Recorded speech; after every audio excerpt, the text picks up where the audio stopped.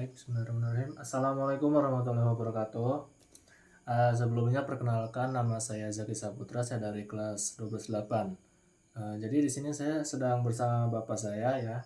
Jadi di sini tuh saya ingin sedikit bertanya tentang zaman Orde Baru ya. Karena pada zaman dulu itu bapaknya sempat merasakan bagaimana sih rasanya di dalam kepemimpinan Soeharto atau Orde Baru itu. Yang saya tahu ya sebagai pelajar SMA itu pada Orde Baru itu ada krisis moneter, pelanggaran HAM, dan mungkin cukup otoriter ya pada zaman dulu.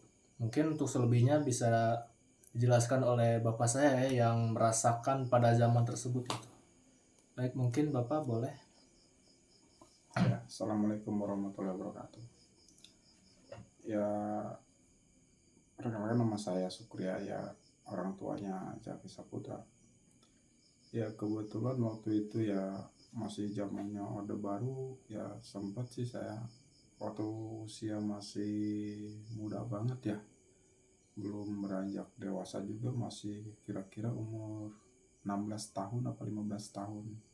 Ya itu. Jadi belum terlalu ini ke masalah masalah pemerintahan, masalah politik gitu ya. Ya namanya juga masih anak-anak dan usia segitu. Ya emang ada untuk pemerintahan zamannya Soeharto itu waktu Orde Lama itu, yang setahu bapak ya, yang bapak rasain itu ya beda setiap sama zaman sekarang gitu kan.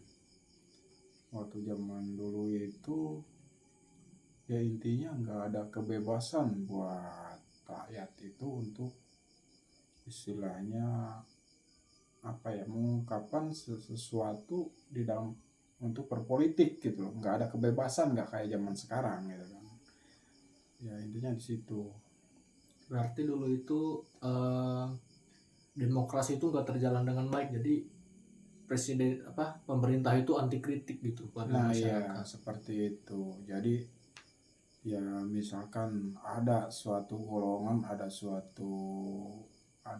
masyarakat gitu ya, ya rakyat lah ibaratnya, yang istilahnya bertentangan sama pemerintah, ya itu ya bisa diciriin dalam arti dicap jelek sama pemerintah kayak gitu.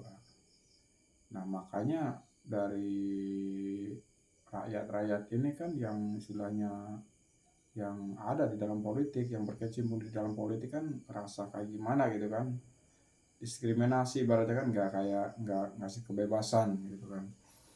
Makanya timbullah ya semacam dulu kan demo besar-besaran untuk melengsarkan zamannya Soeharto itu, pemerintahan Soeharto. Banyak demo di sana sini gitu kan. Sempat waktu tahun 99 ya itu kalau nggak salah kan ada demo itu, kayak di Universitas Trisakti kalau nggak salah, ya Trisakti, ya untuk melengsarkan itu pemerintahan Soeharto. Maka lahirlah di situ tuh reformasi, ya reformasi.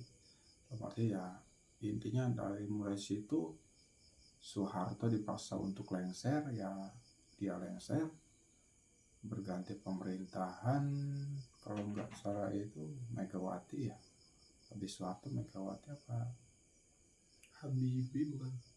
ya Gus inti Dur bukan? bukan, SBY apa SBY ya, Bukan. Megawati kalau nggak salah. Ya intinya ya di situ Soeharto lengser, dia digantilah ke era reformasi ya. Ya masyarakat ngasih kebebasan, dari situ kan banyak kebijakan-kebijakan di dalam politik gitu kan, sehingga ya kayak zaman sekarang itu kan dikasih kebebasan untuk berekspresi di bidang politik gitu kan, dikasih kebebasan intinya di situ. Ya banyak hak-hak juga yang HAM juga kan yang dilindungi secara ini, dilindungi pemerintah gitu. Ya disitulah ya bersyukur sampai ibaratnya hari ini, ya mungkin kedepannya ya untuk politik ya berjalan negara masih bisa melindungi masyarakatnya kan untuk itu di dalam politik kayak gitu lah. Terus saya juga penasaran sama keadaan ekonomi pada zaman tersebut gitu. Jadi dampaknya untuk masyarakat apa gitu? Apakah terjadi inflasi besar-besaran atau gimana sehingga yang Yaki bisa baca itu terdapat banyak sekali kemiskinan pada zaman tersebut.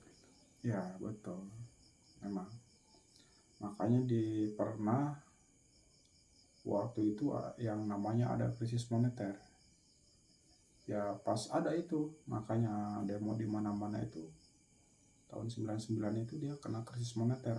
Jadi utang negara itu menumpuk gitu. Emang dari nilai secara ini nilai tukar rupiah itu kalau buat kita di sini gitu ya, buat masyarakat sendiri, buat orang Indonesia sendiri ya nilai tukar rupiah itu ya masih rendah gitu kan. Cuman yang namanya utang negara itu kan kita nggak tahu. Nah di situ kan mereka yang berpolitik itu yang paham masalah politik, yang mereka tahu. Makanya gimana caranya gitu kan pemerintahan presiden pada waktu itu biar lengser ya, mungkin buat penataan ulang gitu kan ya, karena kan dari awal nggak ada keterbukaan gitu, nggak ada keterbukaan dari pihak pemerintah gitu. Makanya disuruh lengser itu kayak gitu, buat intinya penataan ulang biar tahu utang negara itu seperti apa, kayak gimana gitu kan. Nah di situ makanya ya sempat terjadi krisis moneter itu tahun 99 ya. Terus Apa ya? istilah seperti itu ya, makanya adanya demo besar-besaran itu karena mungkin ya orang-orang politik ya yang tahu politik di masanya tuh tahu ya negara ini benar-benar dia mau kehancuran, makanya segera ibaratnya buat melengsarkan kepresidenan itu ke pemerintahan Soeharto waktu itu kayak gitu. Jadi intinya negara Indonesia pada zaman Orde Baru itu benar-benar anti kritik gitu. Iya. Meskipun apa ya, bahkan anak kecil ya pernah lihat di sosial media kayak ngomong apa lagi di depan Soeharto langsung kayak dikasih kode buat ini anak ambil gitu. Kayak benar-benar otoriter banget gitu. Iya betul, makanya pada era itu jangan kan ini ya, ya intinya kalau orang kelihatan yang bertentangan sama mereka ya, sama pemerintahan ya itu bisa diciriin. Makanya dulu muncul yang namanya penculikan gitu kan, penculikan ya bisa disebut dulu mah zamannya ada yang istilahnya Petrus, penembak misterius dulu, banyak orang yang diculik ya intinya mah ya Allah alam mereka yang tahu itu kan, intinya yang mengancam keberadaan mereka itu kan, itu yang mereka beresin dulu gitu. Makanya jadi mereka itu menculik orang itu dengan rasa ketakutan mereka bahwa takutnya mereka itu bisa melawan gitu di atas kepemimpinan mereka. Iya kayak gitu, seperti itu. Takutnya mereka itu ya membahayakan lah ibaratnya gitu kan, karena mereka tahu gitu kan. Merasa terancam gitu kepemimpinan mereka itu. Merasa terancam gitu. Itu sih setahu bapak ya, jadi selebihnya ya bapak kan enggak ini di bidang politik juga gitu kan, tapi bapak seenggaknya tahu lah pada zaman itu ya sempat terjadi kericuhan yang intinya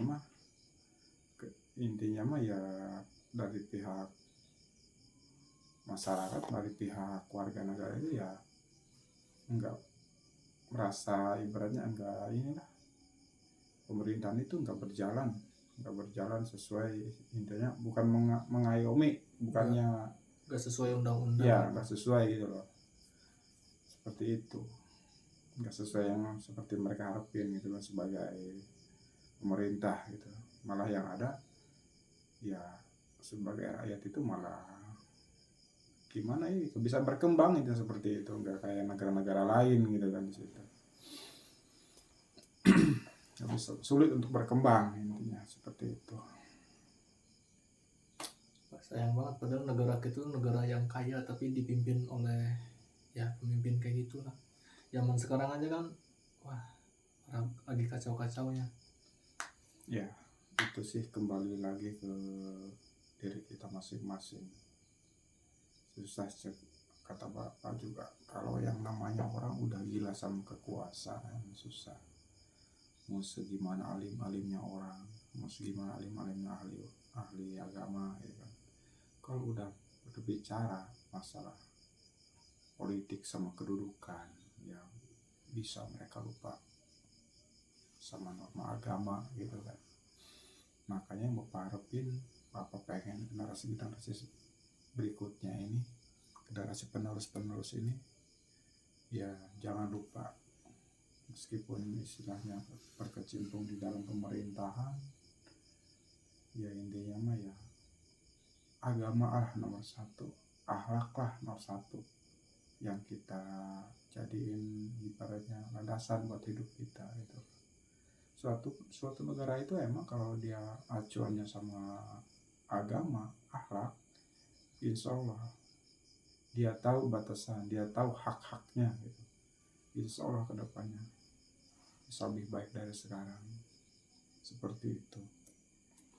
Bukan berarti tangan besi yang berkuasa kayak zamannya dulu gitu. Seperti itu.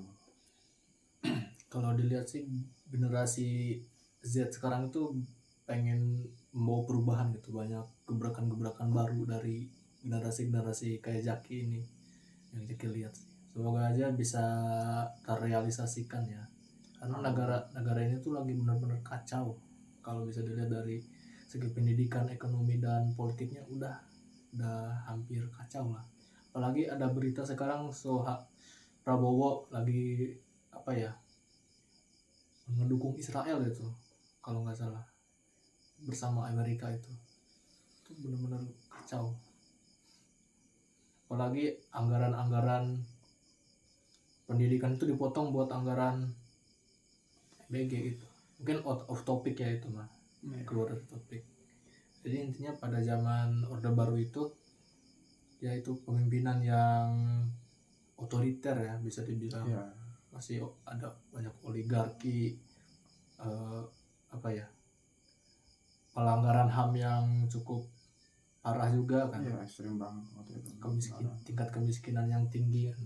Seperti tadi krisis moneter ya. Ya, krisis moneter. Itu yang benar-benar kerasa itu waktu itu. Itu zamannya bapak kerasa benar krisis moneter itu. Malah masih mending di daerah. Coba kalau di daerah-daerah lainnya mungkin ya kebanyakan ya orang benar-benar kelaparannya. Dari segi makanan pokok itu susah didapat kayak gitu. Ya, mungkin dari faktor negara kita itu baru merdeka kali ya, jadi masih beradaptasi pada zaman itu. Bukan masalah baru merdeka kita sebenarnya udah lama sih ya cuman kepemimpinannya itu karena dia yang merasa bahwa perubahan dari zaman dulu ya mau nggak mau kita itu sebagai masyarakat itu harus ngikutin apa kata dia, itu tadi yang namanya tangan besi. Dia nggak mau, jadi ada orang yang paham silsilah masalahnya sejarah dia gitu kan, itu tadi yang Bapak sebutin tadi itu orang itu jangan sampai ibaratnya nanti kedepannya generasi dia itu jangan sampai ngelawan di pemerintahan dia. Makanya ya seperti itu, tangan besi lah itu yang berlaku gitu. Jadi tokoh-tokoh kayak Soeharto itu memiliki apa ya, rasa bahwa mereka itu berkuasa gitu, karena mereka itu memiliki pengaruh di negara ini gitu. Ya seperti itu. Meskipun mereka memegang janji dengan menjanjikan apa yang ada di dalam Pancasila gitu, bahwa mereka itu bakalan bersikap adil kepada masyarakat, tapi itu hasilnya bertolak belakang gitu. Ya itu yang namanya Pancasila cuma slogan mereka doang. Ya intinya realisasinya ya nggak seperti itu yang Bapak rasain, yang masyarakat rasain. Makanya dari awal juga kalau emang pemerintahan itu jelas, pemerintahan itu beneran menjunjung tinggi ibaratnya Pancasila, ya nggak bakalan yang namanya ada inflasi, namanya demo besar-besaran seperti zaman dulu, seperti itu. Kayak gitu. Baik, mungkin cukup ya. Makasih Bapak atas wawasan tentang zaman Orde Baru ya. Mungkin kita di sekolah itu belajar tapi tidak merasakan secara langsung gitu, cuman mendengar teori-teorinya saja, tidak merasakan apa yang terjadi pada zaman itu. Iya. Mungkin hanya itu yang dapat kita sampaikan. Sekali lagi makasih Bapak. Ya. Kurang lebihnya mohon maaf. Saya Zaki Saputra. Dan saya Sukria sebagai bapaknya Zaki. Pamit undur diri. Mohon maaf apabila ada perkataan yang salah. Wassalamualaikum warahmatullahi wabarakatuh.